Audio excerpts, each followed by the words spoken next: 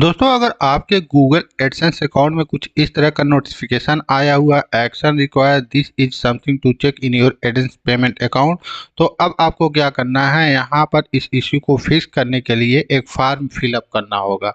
Form को कैसे fill up करना, आज की वीडियो हम इसी के बारे में आपको बताने वाले हैं। और अगर आप यहाँ पर एरो पर क्लिक करेंगे तो आप यहाँ पर देखेंगे, यहाँ पर एक चीज़ और लिखा हुआ है, एडसेंस यूट्यूब पेमेंट अकाउंट। मतलब ये वेबसाइट वाले जो गूगल एडसेंस से अटैच है उनके लिए भी है, और यूट्यूब से अगर आपका एडसेंस अटैच है तो भी आपको इस फॉर्म को फिलअप करना है। अब हम यहाँ पर देख लेंगे, यहाँ पर आप देखेंगे तो यहाँ पर ऑप्शन दिया हुआ गो टू पेमेंट। तो हमें इस इश्यू को फिक्स करने के लिए, मतलब यहाँ पर जो एक्शन रिक्वायर्ड नोटिफिकेशन है इसको फिक्स करने के लिए हमें क्या करना होगा, यहाँ पर गो टू पेमेंट पर क्लिक करना होगा। जैसे ही क्लिक करेंगे तो आप देखेंगे यहाँ पर कुछ इस तरह का आपको पेज शो होगा। अब आप यहाँ पर क्लिक करेंगे कि एरो पर, तो कुछ इस तरह का फॉर्म ओपन हो जाएगा। और यहाँ पर देखेंगे, यहाँ पर दो नोटिफिकेशन हो रहा। पहला यहाँ पर टैक्स फॉर्म एक्सपायर 31 दिसंबर 2024। तो अगर आपने पहले से कोई टैक्स फॉर्म फिलअप किया था तो यहाँ पर बताया जा रहा है 31 दिसंबर 2024 को एक्सपायर होने वाला है। तो 31 दिसंबर 2024 से पहले आपको क्या करना है, इस टैक्स फॉर्म को फिलअप करना है।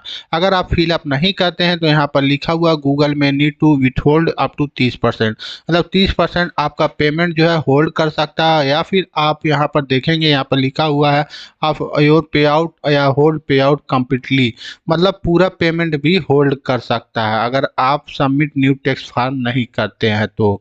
और इसके बाद अगर आप यहाँ पर देखेंगे, यहाँ पर टैक्स इन्फो लिखा हुआ, तो आपको यहाँ पर टैक्स इन्फो सिंगापुर वाला जो है यहाँ पर फिलअप करना है।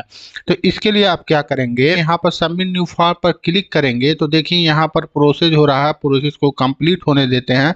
जैसे ही कंप्लीट हो जाएगा प्रोसेस तो आप यहाँ पर देखेंगे, यहाँ पर कुछ इस तरह का ऑप्शन आ चुका है। और यहाँ पर देखिए सिंगापुर वाला जो यहाँ पर टैक्स इन्फो है आपको यहाँ पर फिलअप करना पड़ेगा।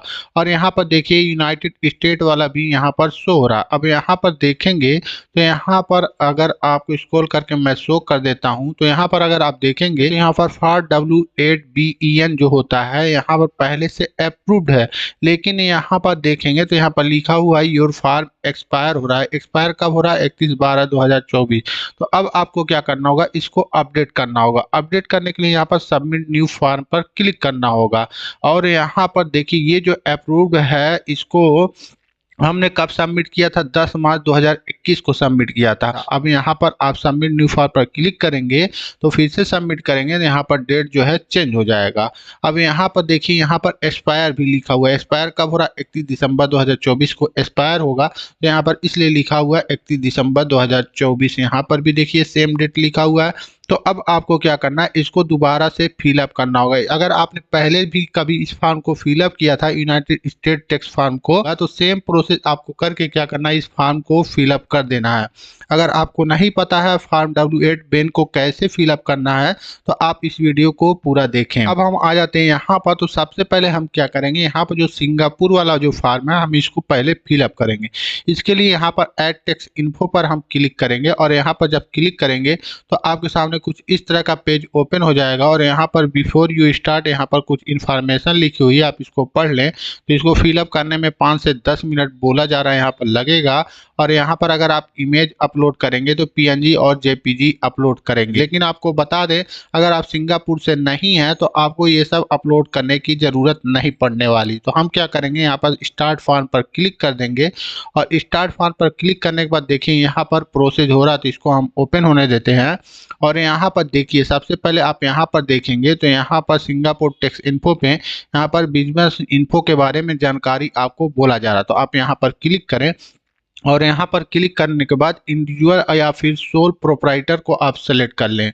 उसके बाद यहाँ पर आएंगे और यहाँ पर लिखा हुआ do you have a permanent establishment in Singapore. तो अगर आप सिंगापुर में इस्टेब्लिश नहीं है तो आप यहाँ पर नो पर क्लिक करेंगे।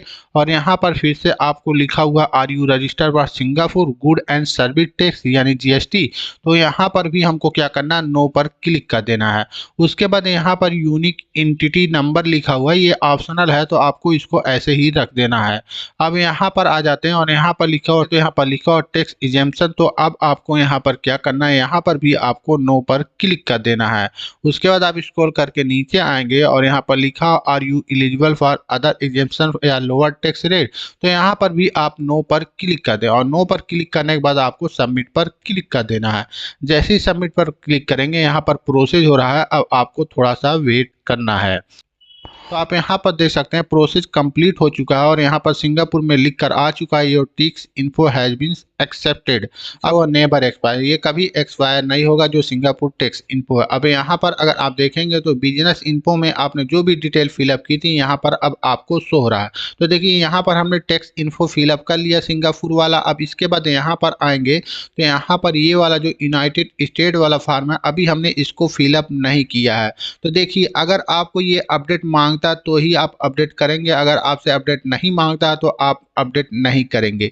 मेरे कंडीशन में क्या कर रहा था, यहाँ पर टैक्स इन्फो सिंगापुर वाला और यहाँ पर दोनों, यहाँ पर यूनाइटेड स्टेट दोनों को यहाँ पर फिलअप करने के लिए बोला जा रहा है। अगर आप इसको फिलअप नहीं करते हैं, यहाँ पर देखिए क्या लिखा हो, योर टैक्स इन्फो एक्सपायर 31/12/2024। तो मतलब अभी डेट जो है यहाँ पर 10/8/2024 हो रहा है, तो यहाँ पर 12/31/24 जो है यहाँ पर, इससे पहले आपको क्या करना है, इस फॉर्म को फिलअप या सबमिट कर देना है। अगर आप नहीं करेंगे तो ही आपका 30% पे आउट जो है रोका जाएगा या फिर फुल पेमेंट को रोका जाएगा। तो आपको 31/12/2024 से पहले क्या करना है, फॉर्म W8 बेन को फिलअप कर देना है। अब चलिए हम बात कर लेते हैं इस फॉर्म को कैसे फिलअप करना है। तो इसके लिए आपको यहाँ पर सबमिट न्यू फॉर्म पर क्लिक कर देना है। जैसे क्लिक करेंगे यहाँ पर नोट देखेंगे तो पॉपअप ओपन हो चुका है और यहाँ पर लिखा if you start new form your previously submit form will be remove. मतलब इस फॉर्म को अगर आप फिलअप करेंगे तो आपका जो ये प्रीवियस वाला फॉर्म है ये रिमूव हो जाएगा। तो अब हम स्टार्ट न्यू फॉर्म पर क्लिक कर देंगे और यहाँ पर देखिए यहाँ पर लिखा हुआ कुछ डिटेल्स, इसको आप पढ़ना चाहते हैं तो पढ़ सकते हैं, नहीं तो यहाँ पर लिखा हुआ 15 से 20 मिनट इस फॉर्म को फिलअप करने में लगेगा टाइम और टैक्स के बारे में जानकारी दी हुई है। तो आप इसे पढ़ना चाहे तो पढ़े, नहीं तो आप यहाँ पर करके फॉर्म पर क्लिक कर दे। अब यहाँ पर देखेंगे तो यहाँ पर एक पॉपअप फिर से ओपन हो चुका है। अब यहाँ पर आपको क्या करना है, यहाँ पर फिर दोबारा से लॉग इन करना है। तो आपका एडसेंस अकाउंट का जो आईडी पासवर्ड था आप ये देख सकते हैं यहाँ पर शो हो रहा है। अब आपको यहाँ पर पासवर्ड इंटर करके लॉग इन कर लेना है। तो चलिए हम यहाँ पर लॉग इन कर लेते हैं। एक बाद हम नेक्स्ट पर क्लिक कर देंगे। तो देखिए प्रोसेस कंप्लीट होने के बाद कुछ इस तरह का आपके सामने इंटरफेस शो होगा। अगर आप यहाँ पर देखेंगे यहाँ पर लिखा हुआ टाइप ऑफ अकाउंट, तो अब आपको क्या करना है, अगर आपका बिजनेस अकाउंट है तो आप नॉन इंडिविजुअल या एंटिटी को सिलेक्ट करेंगे और अगर आपका बिजनेस अकाउंट नहीं है तो आप इंडिविजुअल को सिलेक्ट करेंगे। तो यहाँ पर मेरा बिजनेस अकाउंट नहीं है तो मैं यहाँ पर इंडिविजुअल को सिलेक्ट कर दिया हूँ। इंडिविजुअल को सिलेक्ट करने के बाद अब आपको यहाँ पर नेक्स्ट पर क्लिक कर देना है और नेक्स्ट पर क्लिक करने के बाद यहाँ पर देखेंगे यहाँ पर लिखा हुआ आर यू ए सिटीजन या रेजिडेंट आप यूनाइटेड स्टेट। आप यूनाइटेड स्टेट के सिटीजन है या रेजिडेंट है तो आपको यस करना, नहीं तो आप नो करेंगे। तो हम इंडियंस हैं तो हम यहाँ पर नो पर क्लिक करेंगे और उसके बाद हम नेक्स्ट पर क्लिक कर देंगे। स्क्रॉल करके आप नीचे आ जाओ और यहाँ पर देखेंगे यहाँ पर लिखा select W8 tax form type. तो यहाँ पर आप देखेंगे यहाँ पर W8 बेन जो ऑप्शन है इसको आपको सिलेक्ट कर लेना है। यहाँ पर अगर आप देखेंगे W8 बेन जो है यहाँ पर क्यों यूज करेंगे, तो यहाँ पर देखेंगे नॉन यूएस इंडिविजुअल के लिए है तो इसलिए हम W8 बेन यूज करेंगे और ये जो है यूएस वालों के लिए है और बिजनेस अकाउंट के लिए है और ये इंडिविजुअल के लिए है, तो हम इसी को इसलिए सेलेक्ट करेंगे। उसके बाद यहाँ पर स्टार्ट W8 बेन फॉर्म पर आपको क्लिक कर देना है।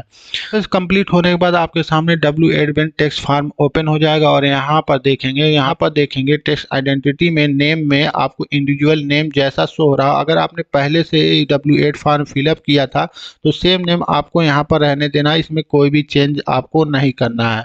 उसके बाद यहाँ पर DBA यानी डूइंग बिजनेस एज वाला जो ऑप्शन है ये ऑप्शनल है तो आप इसको छोड़ सकते हैं, इसको आप फिलअप ना करें तो भी कोई बात नहीं। अब आप यहाँ पर आ जाएंगे और यहाँ पर क्लिक करेंगे और यहाँ पर आपको अपनी कंट्री को सिलेक्ट कर लेना है। तो हम इंडिया यहाँ पर सिलेक्ट कर लेंगे। अगर आप देखेंगे यहाँ पर टैक्स पेयर आइडेंटिफिकेशन नंबर दिया तो आपको इसको भी फिलअप करना होगा। यहाँ पर दो ऑप्शन है फॉरेन TIN और US TIN।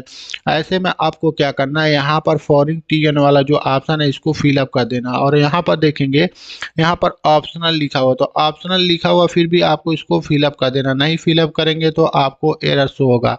अब इस फॉरेन टीआईएन में आपको क्या फिलअप करना है, तो आपको बता दे यहाँ पर आपको पैन कार्ड नंबर इंटर करना। अगर आपके पास पैन कार्ड नंबर नहीं है तो आप पैन कार्ड नंबर बनवा लें, क्योंकि अगर आप इस फॉर्म को फिलअप करेंगे तो आपको इसकी ज़रूरत पड़ने वाली है। अब यहाँ पर फॉरेन टीआईएन में हम पैन कार्ड नंबर इंटर कर देंगे और इंटर करने के बाद यहाँ पर नेक्स्ट पर क्लिक कर देंगे। नेक्स्ट पर क्लिक करने के बाद यहाँ पर परमानेंट रेजिडेंट एड्रेस आपको फिलअप करना है, तो यहाँ पर कंट्री पहले से है और यहाँ पर आपको स्टेट एड्रेस फिलअप करना है। स्टेट एड्रेस में आप क्या फिलअप करेंगे, तो पहले से आपने जो एडसेंस अकाउंट जब बनाते समय जो एड्रेस आपने दिया हुआ था सेम एड्रेस आपको यहाँ पर फिलअप कर देना है। तो चलो आपको स्क्रॉल करके नीचे आ जाना और यहाँ पर देखेंगे तो यहाँ पर एक ऑप्शन दिया हो postal address is same as permanent residence address, मतलब ऊपर जो आपने एड्रेस फिलअप किया है अगर आपका पोस्टल एड्रेस और ऊपर वाला एड्रेस दोनों सेम है तो अब आपको क्या करना है, यहाँ पर टिक मार्क कर देना है। और अगर आपका दोनों एड्रेस अलग है तो अब आपको क्या करना है, यहाँ पर दोबारा से एड्रेस को फिलअप करना है।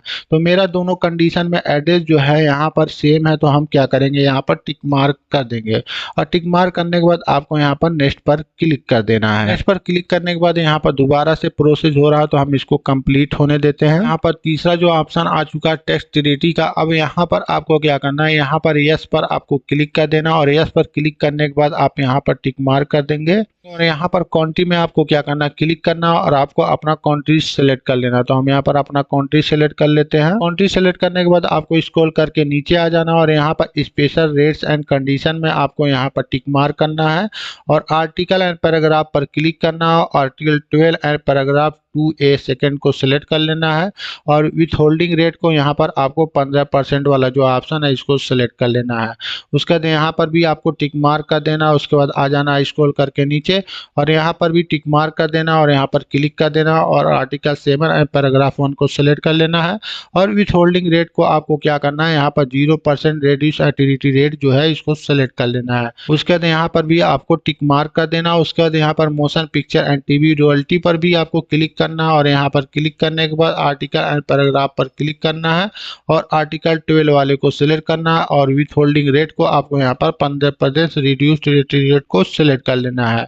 उसके बाद यहाँ पर भी टिक मार्क कर देना और टिक मार्क करने के बाद आपको नेक्स्ट पर क्लिक कर देना है। पर क्लिक करने के बाद देखिए यहाँ पर प्रोसेस हो रहा है, तो अब आपको थोड़ा सा वेट करना है। अब आपके सामने activity and service performance US वाला ऑप्शन जो है यहाँ पर शो करेगा। तो यहाँ पर लिखा हुआ अगर आप गूगल पर कोई एक्टिविटी करते हैं यूएस में तो आपको यहाँ पर यस एंड नो में से किसी एक को सिलेक्ट करना है। तो हम यहाँ पर नो को सिलेक्ट करेंगे और यहाँ पर टिक मार्क कर देंगे और उसके बाद यहाँ पर हम नेक्स्ट पर क्लिक कर देंगे। जैसे ही नेक्स्ट पर क्लिक करेंगे तो यहाँ पर देखेंगे यहाँ पर दो ऑप्शन दिए हैं, पहला गो पेपरलेस, दूसरा gate document by post. Gate document by post करेंगे तो आपको डॉक्यूमेंट बाय पोस्ट द्वारा भेजा जाएगा। अगर आप गो पेपरलेस करेंगे तो यहाँ पर आपको पेपरलेस ईमेल द्वारा मिल जाएगा। और यहाँ पर अगर आप देखेंगे तो यहाँ पर रिकमेंडेड में भी लिखा हुआ पेपरलेस डिलीवरी एग्रीमेंट।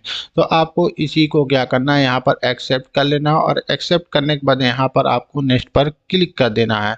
नेक्स्ट पर क्लिक करने के बाद देखिए ये फॉर्म यहाँ पर आपको शो हो रहा है, तो आपको इसको कुछ भी नहीं करना, बस यहाँ पर आपको कंफर्म कर देना है और उसके बाद यहाँ पर नेक्स्ट पर क्लिक कर देना है। तो आपके सामने सर्टिफाई एंड साइन वाला ऑप्शन जो आएगा तो यहाँ पर आपको क्या करना है, यहाँ पर बस टिक मार्क कर देना और टिक मार्क करके स्क्रॉल करके नीचे आ जाना और यहाँ पर देखिए अनचेंज स्टेटस एफिडेविट में आपको क्या करना है, यहाँ पर टिक मार्क कर देना है और यहाँ पर जैसे ईयर पहले से जो भी आपको शो करेगा आपको सेम ऐसे ही रखना है, इसमें कोई भी चेंज नहीं करना है।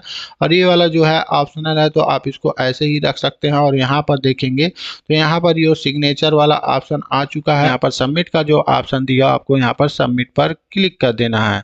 सबमिट पर क्लिक करने के बाद देखिए ये प्रोसेस हो रहा है, तो अब आपको थोड़ा सा वेट करना है। प्रोसेस कंप्लीट होते ही आप यहाँ पर देख सकते हैं यहाँ पर यूनाइटेड स्टेट फार्म W8 बिन का जो स्टेटस है यहाँ पर अप्रूव्ड हो चुका है और यहाँ पर जो डेट था यहाँ पर चेंज हो चुकी है और यहाँ पर एक्सपायरी डेट भी देखेंगे तो यहाँ पर एक्सपायरी डेट भी चेंज हो चुकी है। अब आपको इस फॉर्म को 31 दिसंबर 2027 के बाद आपको दोबारा से फिलअप करना होगा। साथ ही आप यहाँ पर देखेंगे तो यहाँ पर लिख कर आ चुका है your tax info has been accepted. तो इस तरह से आप यूनाइटेड स्टेट फार्म W8 बिन को बहुत ही आसानी से फिलअप कर सकते हैं। लेकिन अगर आपको इससे रिलेटेड कोई भी क्वेश्चन आपको करना है तो आप कमेंट कर सकते हैं।